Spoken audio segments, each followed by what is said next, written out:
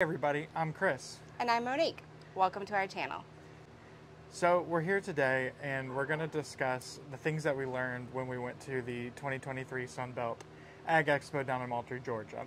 So we did a few things. We went to some seminars, we looked at equipment, we talked with vendors and looked at vendors, we even brought some fruit trees home. So there was a lot to do and a lot to see down there. And the first thing that we did was we went to a seminar that was about sheep and goats and how to care for them, how to do their fencing, how all that kind of works. So do you want to talk about a little bit about maybe one thing that you got out of that seminar? Yeah, I think I left going, okay, I only want goats, I don't want sheep.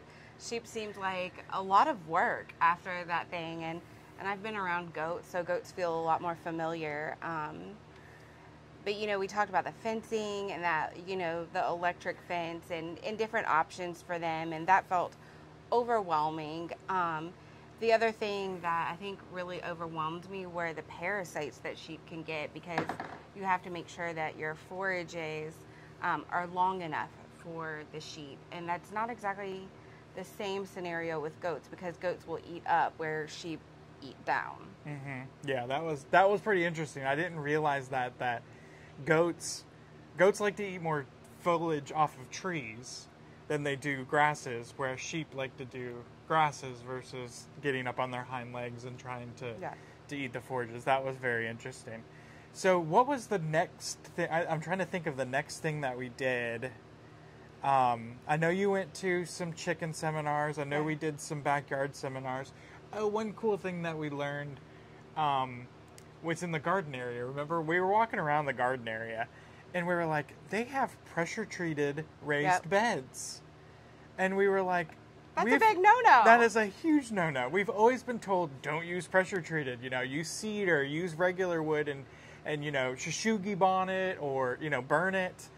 And so we were like, okay, we've got to ask about this. So we asked the guy that was over that whole area with the gardening, why he was using pressure treated, and he basically said, I mean, this is the truth, is that so he was talking about how the pressure treated, that now they don't use chemicals since about the mid-90s to pressure treat wood.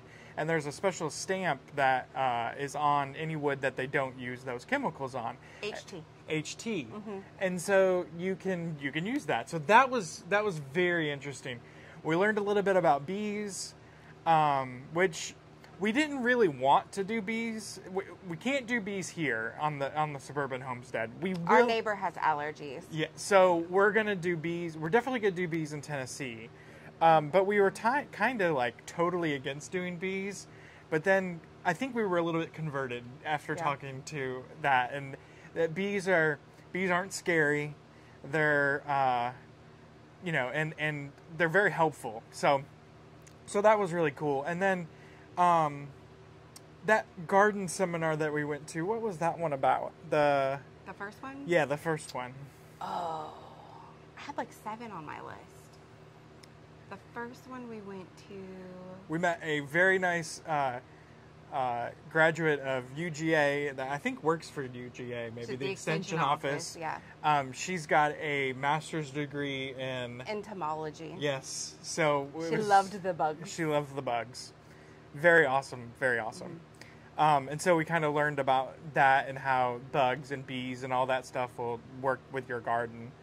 And then I kind of broke off and walked around a little bit and saw some tractors and stuff. You saw that video a couple weeks ago, and met with some people and just talked with some vendors and things like that.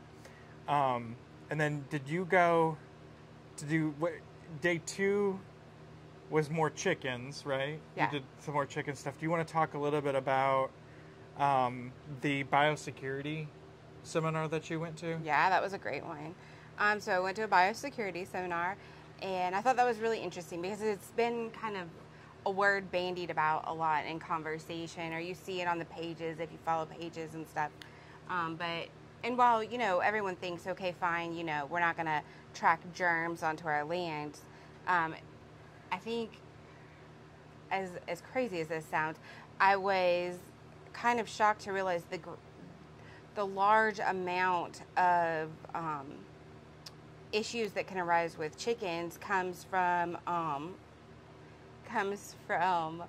the geese flying overhead. So like birds will bring it onto your property. It's not necessarily just in your chickens, but it's being brought onto your land, and it's not something you can control. Like, I'm all about, being able to control all the variables, and that's one that you're just having to do your best to care for your flock. And there are things that can be tracked on, and they advise lysoling your shoes, having separate shoes for only your chickens. If you had more than one grouping of chickens, like we've talked about doing, like where we have, the hens laying eggs and then the grow outs, having different biosecurity measures for each one of those too, so we're not tracking issues in between flocks. Yeah.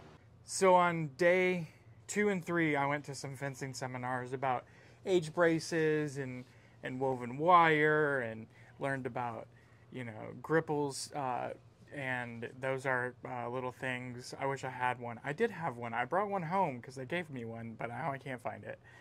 But how you can splice everything together, and the woven wire, and how to stretch it, and how far to put your stuff. And it was very, very informative. The cool thing, I think one of the cool things about this event was that you had the manufacturers there versus just like all the distributors. So you had some of the distributors there, but like the fencing companies that were there, like Pasture Management, there was a couple more, Oak Brand was there, a couple more were there, but they were there as just the manufacturer and just as a teaching tool, versus, you have one of the distributors there just trying to sell you stuff. So I thought that was really cool. And the same was true with the equipment. There were some equipment companies there, like Implement Sales was there and a couple more, but then you had like Ironcraft, and you had Grasshopper, and you had TYM, and you had Solace, and you had all those tractor companies. John Deere, of course, was there, all the big ones, New Holland and AGCO, and Wood Miser was there with Sawmill. So it was really cool, but it wasn't really salesy, and I think that's what I really loved about the event. And so I went to a couple of the fence things, and then you went to aquaponics. Yeah, you and I went to aquaponics. Aquaponics is definitely something we're gonna do, and we're gonna start on a small scale here at the Suburban Homestead, and then move up from there. But it is definitely something we're gonna do long term, and as big as we can get it, because it is it's very cool. So what aquaponics is basically fish, and your fish help you grow your vegetables, and then you grow your fish out. So we can do some pretty cool things in Tennessee on a big scale of big fish, and fish that you really can't get in Tennessee, like tilapia. That's the big one we're going to do up there, and help grow great vegetables. The statistics alone, and I'll put some of the statistics on the screen for this, because the statistics alone were unbelievable of how much would grow in such a little space just because it was aquaponics. So I thought that was really, really cool. So that was kind of how we ended day 1. Yeah. And then we did a couple of things on, we did some stuff on day 2. What was the other chicken one? Did you go to another chicken one? I went to a few chicken ones. One was parasites, so they kind of cover the same topic. Yeah, parasites and then biosecurity. Yeah. Did you go to backyard chickens? No. Okay. And so we kind of walked around a lot. We looked at a lot of stuff. We did go through. There was 3 buildings worth of vendors, and we went through all 3 buildings. We talked to a bunch of people about different hay products, seeds, and all kinds of stuff. And then we ended up The last day we kind of just walked around, and one of the cool companies that was there, and maybe you can talk a little bit about it, was the Medevac. Oh, yeah. That was really cool. So I'll explain what it is, and maybe we can just talk a little bit about it. But we right now with the Suburban Homestead, we live in Metro Atlanta, so we really don't have a problem of getting to a hospital quickly or anything like that. But when we're in Tennessee, we're going to be further away from a hospital, and most homesteaders are not close to hospitals and not close to good medical care, right? And so there was this company there called Medevac. Medevac? No, what was it called? Guardian Angel. They had a few different names to it because it included. They have different products. They have different products. So what it is it's a membership that you buy on a you can buy it on a monthly, a yearly, and like 5, 10, up to 10 years. Mm-hmm. But let me tell you, like, you would think that this thing would be really expensive, because if you get into a bad accident on your farm and anywhere really, and you're not close and you need to be medevaced, like, a lot of times insurance won't pay for that. And when you're in a rural area, like, it's life or death sometimes, right? So they will come, they will land, they will take over, they will take you to basically whatever hospital you want to go to. They said the hospital of your choosing. The hospital of your choosing. And it is crazy, crazy cheap for what it is. Mm-hmm. I won't go over the numbers here. I'll just put a link to their website so you guys can go look at their numbers. But the area that they covered was crazy too. Like, all the way to Alaska, all the way to and all kinds of stuff. And what another cool thing is, not only did they have the helicopters, they did have the planes. Mm-hmm. So, like, if you were somewhere where you got hurt or got sick, but you were kind of stable and you really didn't need a medevac, you also could have this add-on, which again is very affordable.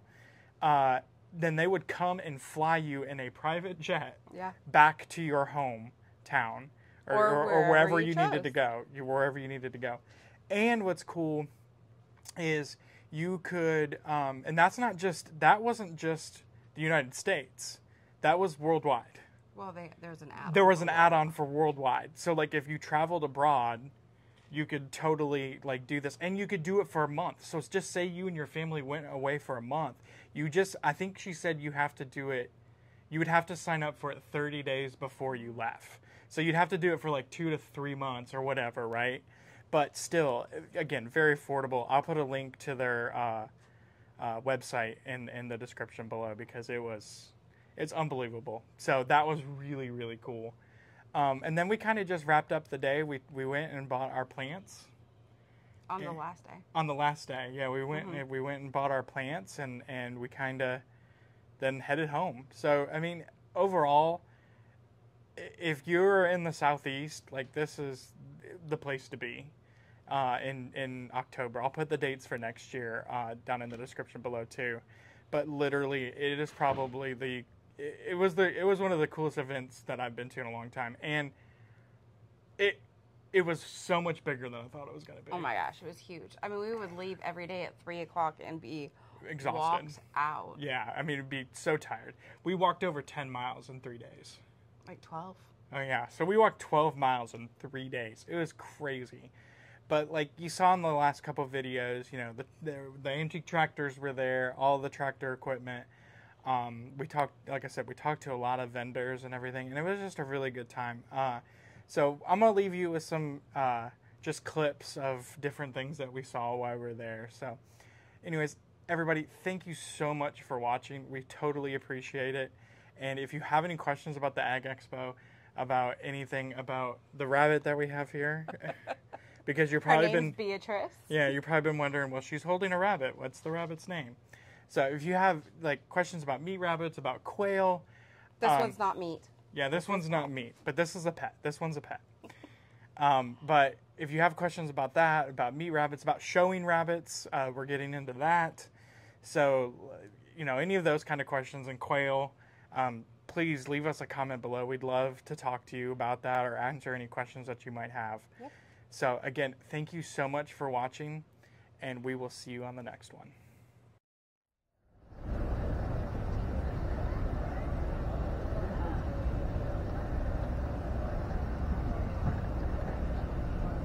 Where y'all out of? Tifton, about 35 miles. What's the quickest way to Tifton? 82, 319 rather. You'll be there in 30 minutes. Just travel east. Where you from? I go up to Cloudland Canyon every year, and I keep wanting to get over to Chattanooga. I go far enough just to look at the river. What a beautiful river. And until you hit it traffic. That's why I never go too far. Yeah, I go far enough I can see the bends and the oxbows of the river, and I go, that's pretty. And I'll stop there. The ridge cut sucks. Now what is it you're making? Steak flipper. I'll show you. Just say this last step.